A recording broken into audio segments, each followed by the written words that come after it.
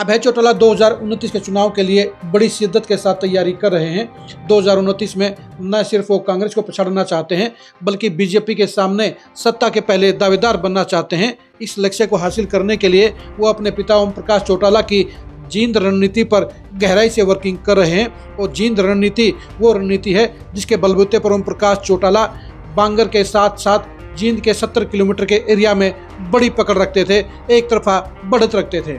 नमस्कार, मैं हूं कुलदीप शिरान। आज हम खरी खरी न्यूज में चर्चा करेंगे अभय सिंह चौटाला की खास जींद रणनीति पर, 2029 के लिए खास तैयारियों पर और 18 हलकों की स्पेशल वर्किंग पर।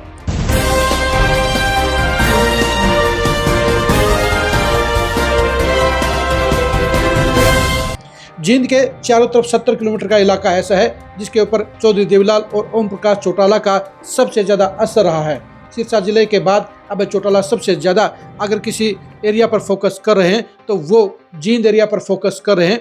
सिर्फ जींद जिले की बात नहीं कर रहे बल्कि जींद जिले के चारों तरफ के 70 किलोमीटर के एरिया में पड़ने वाले 18 विधानसभा हलकों पर अभय चौटाला स्पेशल वर्किंग कर रहे हैं और उसके लिए वो एक एक आंकड़े को खंगालने का काम कर रहे हैं। हम आपको बताते हैं कि वो कौन से 18 हलके हैं जिनको लेकर अभय चौटाला बेहद गंभीर हैं और उनके लिए स्पेशल वर्किंग कर रहे हैं।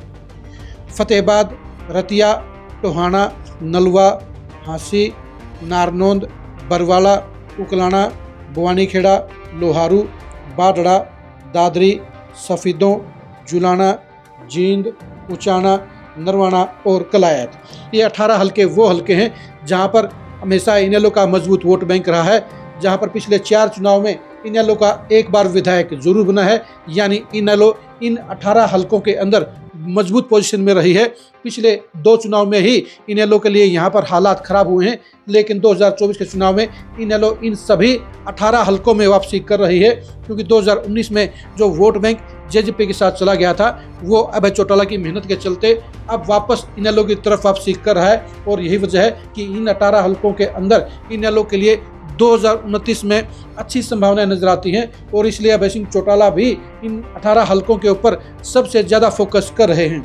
अभय चौटाला जानते हैं कि अगर इन हलकों का जन समर्थन उनको मिल गया तो वो सिर्फ 18 हलके नहीं रहेंगे बल्कि 18 हलके पूरे प्रदेश की पॉलिटिक्स पर डिसाइडिंग असर डालने का काम करते हैं और यहाँ के बनने वाली हवा ही सरकार बनाने की हवा पैदा करती है।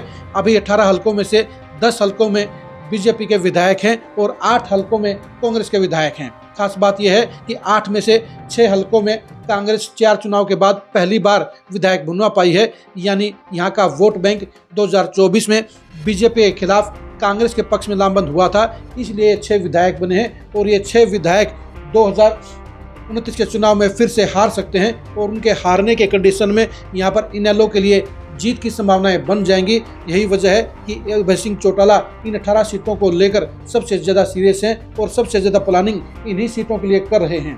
इस बात में सच्चाई भी है कि अगर इन 18 हलकों को साधने में अभय सिंह चौटाला कामयाब हो गए, अगर इन 18 हलकों के जन भावना इनेलो के साथ जुड़ गई, अगर इनेलो पुराने वोट बैंक को दोबारा अपने साथ लामबंद करने में सफल होगी तो ये 18 हलके इनेलो के लिए एक सरप्राइजिंग माहौल बना सकते हैं। यानी इनेलो के लिए यहाँ से काफ़ी सीटों पर विधायक बन सकते हैं और अगर 18 सीटों के ऊपर इनेलो के पक्ष में माहौल बन गया तो इनेलो सत्ता की दावेदारी भी पेश कर सकती है। अब देखने की बात यही है कि अभय सिंह चौटाला अपने पिता ओम प्रकाश चौटाला की जींद रणनीति को कितने कारगर तरीके से लागू करने का काम करते हैं। इस तरह से अभय सिंह चौटाला इन 18 हलकों के पुराने वोटरों को अपने साथ लामबंद करते हैं और यहाँ पर इनेलो को नंबर 1 की पार्टी बनाने का काम करते हैं। आप इन 18 हलकों की सियासत के बारे में क्या सोचते हैं, कमेंट करके जरूर बताइए। 2029 में इन 18 सीटों में से कितनी सीटों पर इनेलो जीत सकती है, यह भी कमेंट करके जरूर बताइए। इन 18 सीटों के 8 कांग्रेस विधायकों में से कौन कौन दोबारा जीत सकते हैं, उनके बारे में भी अपना कमेंट जरूर कीजिए।